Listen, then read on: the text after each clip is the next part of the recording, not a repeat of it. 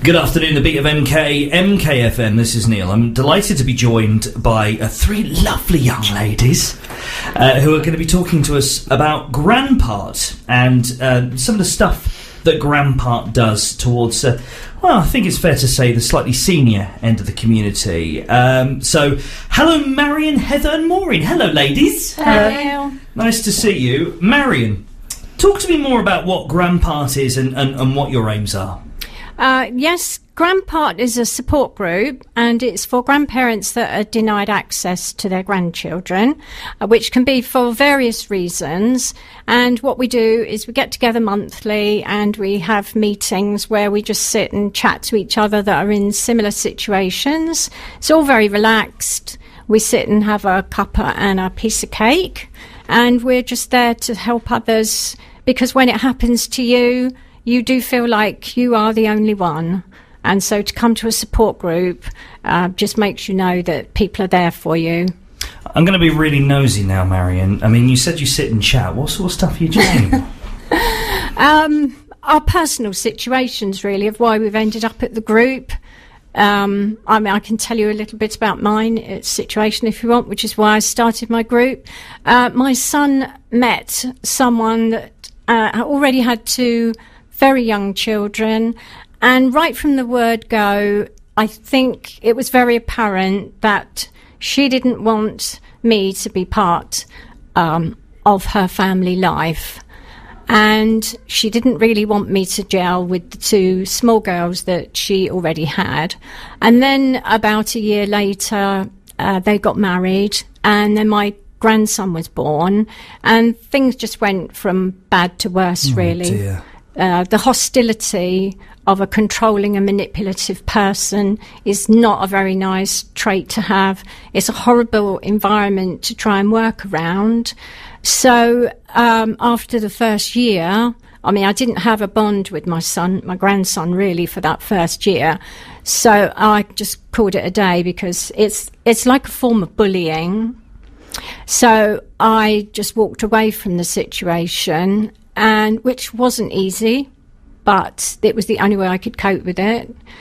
And in doing that, I also lost my son as well, because obviously when they get married, they stand by their wives as opposed to their mums, Right. which is fairly common, I've since found out.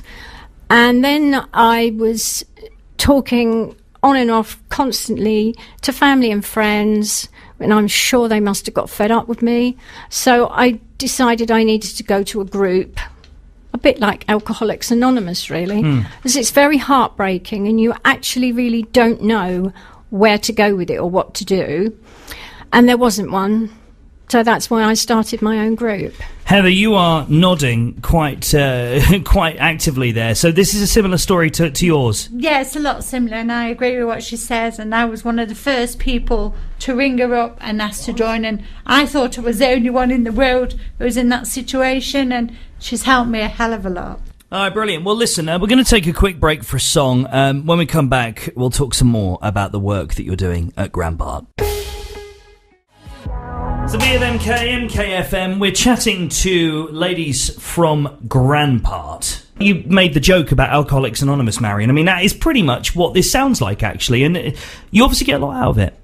Yeah, I mean, we get a lot of support. I mean, we're in our third year now, and we've got a lot of outside support. We've got solicitors. We've got about 5 different solicitors that come along, and they give us free advice, because some of the situations are so bad that they do have to go to court to get access to their grandchildren.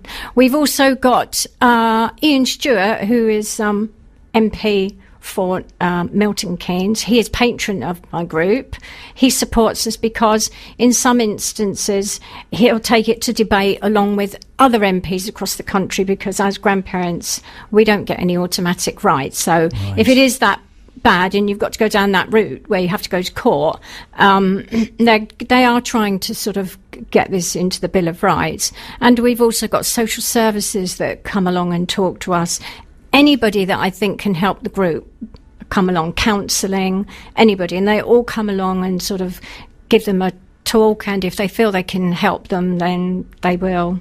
Also, we've got the mayor as well. Right, not to forget the mayor. Not to forget the mayor and the mayoress. Is this an exclusive MK thing, or is this a national body, GranPart?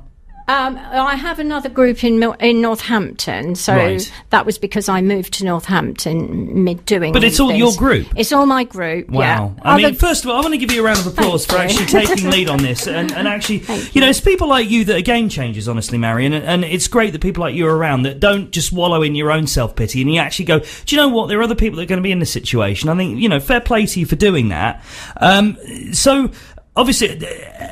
Heather, tell me about, you know, what you've got out of it, the benefits you felt of connecting with Marion and being part of this. It's just helped me come to terms with things and my situation, which I can't really say, but it's helped me a lot. And I've just accepted things as they are now and just have to move on. Absolutely. Maureen, I mean, you must be grateful for meeting Marion as well. I mean, is there any way that Marion could get some help and you could get some help as a group to sort of take things forward and help more people? Well, we hope to be able to... I mean, we've all pulled together with the group that we've got. Once you've made that bond and people understand that they're not alone in this and it is not something to be ashamed of or worried about, because it's happening all over the country. Families are moving apart and you don't even know sometimes there's a problem in the family as the grandmother or great-grandmother or whatever the case may be until the trouble's on your doorstep. Then you haven't got any rights to interfere or get taken on board by, you know, various agencies that get involved. So it's very difficult, and you think to yourself, where am I going to go with this?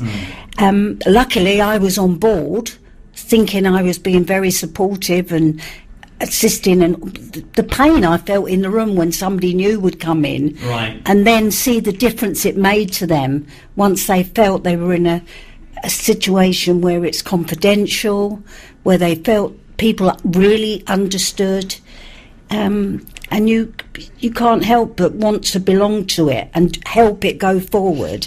But we can't do that on our own. We're only housewives and whatever. Well, let's talk about. I mean, you segued brilliantly there, Maureen, into sponsorship. I mean, Marion, tell me more about the sponsorship needs that you have. Really, what we're looking for is someone or a few people that can spread the word for us. It's all about awareness and people in the know, because once somebody knows somebody, that's half your battle, really. Of course. And that's really going to be our next step, is trying to find sponsorship for that. Okay. How do we get those people to connect with you then?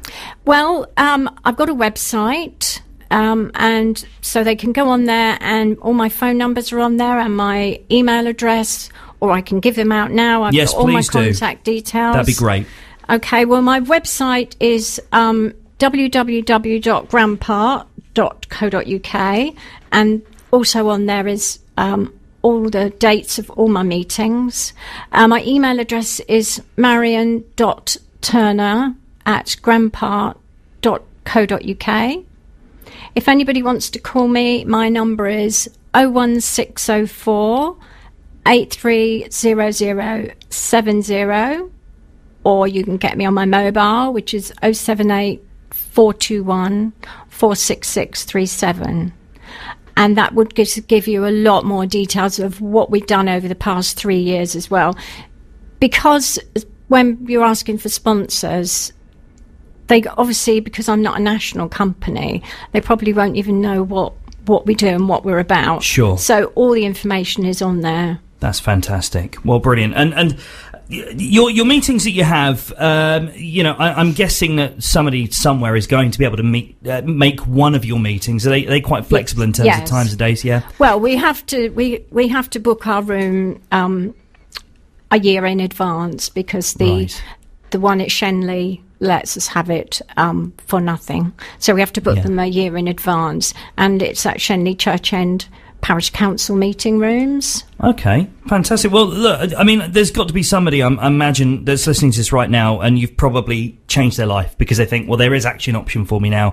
So, again, Marion, thank you very much for setting this up in the first place. Heather and Maureen, thank you for coming in and telling your stories as well. And wish you all the best of luck going forward as a group. It sounds, there's no bad news here. This is great, and it's a good support system for some people, isn't it? So, thank you so much for coming in and telling us about it. Thank you.